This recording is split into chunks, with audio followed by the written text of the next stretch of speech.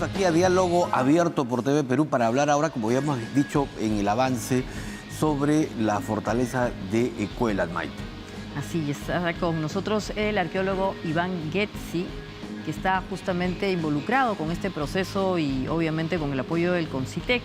Buenas noches, Iván, qué gusto. Buenas noches, Maite. Buenas noches, Ricardo. Muchas gracias por su invitación. Empecemos contándole un poco a la gente, a los televidentes, en qué situación se encuentra Cuélap, sobre todo luego del colapso que se tuvo por los temblores, por la antigüedad, y entiendo se ha reabierto ya. Bueno, me gustaría hacer primero una analogía con la medicina. Con la medicina. Cuélap evidentemente ha estado muy enfermo, ha estado en una situación crítica. En cuidados intensivos, en UCI. En UCI, realmente estaba en cuidados intensivos. De todas maneras, para poder recuperar Cuélap y salvar a este paciente, no podemos simplemente bajarle la fiebre, pararle la diarrea y mandarlo a casa. Necesitamos hacer un diagnóstico y que además una junta de médicos vea una serie de pruebas y pueda elaborar un diagnóstico, en base a ese diagnóstico proponer un tratamiento. ¿Usted cree que preside el cuerpo médico? Más o menos. Ya. Entonces, en colaboración con el Ministerio de Cultura, que tiene un programa de investigaciones arqueológicas, en las cuales no solo mi equipo, sino varios equipos de diferentes países del mundo y también peruanos, hemos contribuido con una serie de pruebas, con radiografías, ¿no? Electrocardiograma, con una serie de pruebas para entender qué le está pasando al paciente y gracias a eso también proponer un tratamiento. Sí, ¿y cuál es el diagnóstico que se tiene? Bueno, ¿logró salir de UCI o todavía sigue en cuidados intermedios? Definitivamente está en mejor situación. El Ministerio de Cultura ha hecho un gran esfuerzo por estabilizar Cuélap, que era lo más urgente. Lo primero es prevenir, ¿no? En ese momento no sabíamos si es que iba a haber más colapsos en los días siguientes o si el sitio estaba estable. Entonces, lo primero era estabilizar. El Ministerio de Cultura ha hecho trabajo de conservación, ha apuntalado las zonas más riesgosas. Pero eso, obviamente, la labor de los científicos era no perder la vista de mediano y largo plazo, que es que tenemos que diagnosticar, tenemos que hacer pruebas, hacer exámenes y poder llegar a esa conclusión de qué es lo que está pasando en Cuélap. Y a eso nos hemos dedicado varios meses. Ahora, están usando tecnología como los drones, satélites. Los satélites, digamos, las imágenes en tercera dimensión. ¿Todo esto para qué? ¿Qué exactamente les da en este, vamos a seguir con la analogía, en esta labor de salvar al paciente? Es los rayos X, son las tomografías. Ajá. Son todos los exámenes, las pruebas de sangre, todas las pruebas y exámenes que nos permiten entender cómo está el paciente y qué está ocurriendo adentro.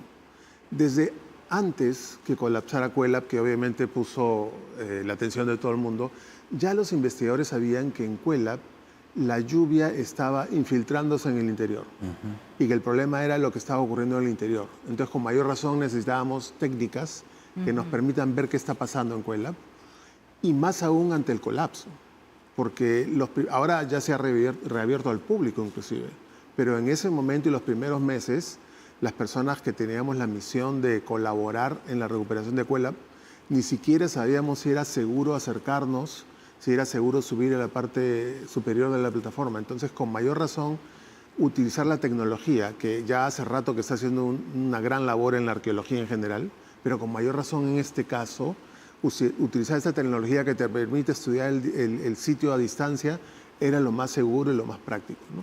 Entonces, gracias al fondo de la embajadora de los Estados Unidos, logramos hacer este proyecto. Claro, y uno ve a un arqueólogo y dice, ¿cómo así interpreta los satélites, las imágenes satelitales?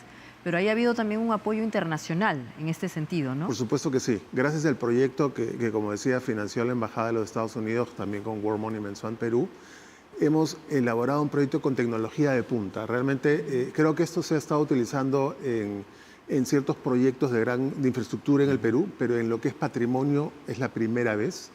Es una técnica que se llama interferometría de imágenes de radar satelital.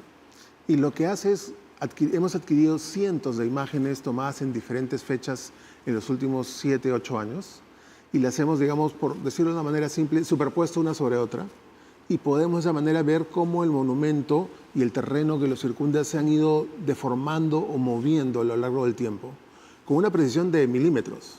Entonces hemos podido ver cómo se están dando estos cambios y podemos así, por ejemplo, ver el impacto que tuvo el terremoto que hubo unos meses previos al colapso. ¿Esto es por qué? ¿Por la humedad de la zona?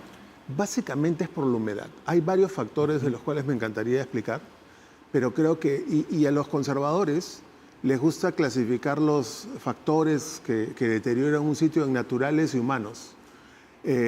Pero en este caso tenemos un factor principal que es ambas cosas, es el cambio climático, que es un proceso natural, pero que sabemos que la humanidad está impulsando. Y quisiera hablar de todos los factores que afectan Cuela, pero definitivamente hemos identificado que uno de los más importantes es el cambio climático, que en otras partes puede estar elevando las temperaturas y causando sequías, pero en la región Amazonas está causando un aumento de las lluvias. Y Cuela definitivamente en su diseño está preparado para recibir la lluvia, si no se hubiera caído hace mucho tiempo, pero el cambio climático está impulsando que esta precipitación que cae sobre Cuela supere la capacidad natural del sitio, la resistencia natural del sitio. Y este es quizás uno de los factores principales. Y a futuro entonces, ya que el cambio climático va a ser un factor que los chachapoyas no consideraron, ¿qué se debe hacer para mantenerlo? Obviamente hay que mitigar este problema.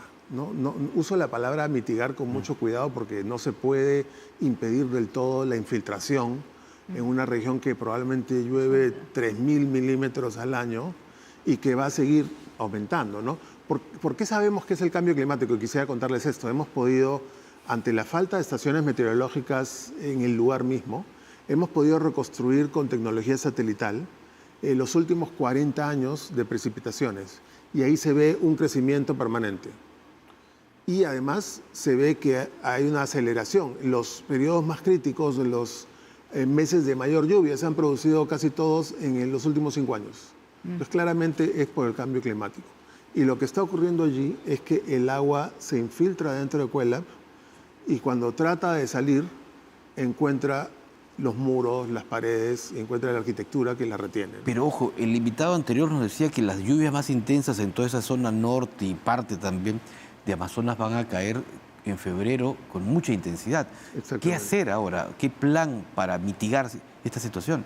Bueno, justamente como les comentaba hace un momento, había una fase, y quizás esta pregunta más es para el Ministerio de Cultura, pero se conversó con los colegas, y ha habido toda una fase de preparación. El Ministerio de Cultura ha estado apuntalando las zonas más vulnerables, y en el sector sur, donde se ha producido el colapso del año 2022, se ha empezado a mitigar, justamente lo que preguntaba Maite, ¿no? Se ha empezado a recomponer o reconstruir un sistema de drenaje que se había instalado para proteger el sitio y que había dejado de funcionar.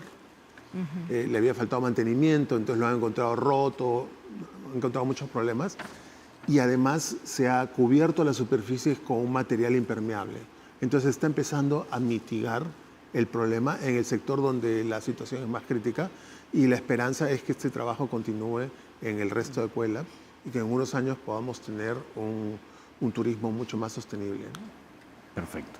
Muchas gracias. Entonces al al arqueólogo Iván Getzi por esta charla, Ricardo, y nos vamos a ir a un corte. Así es, volvemos.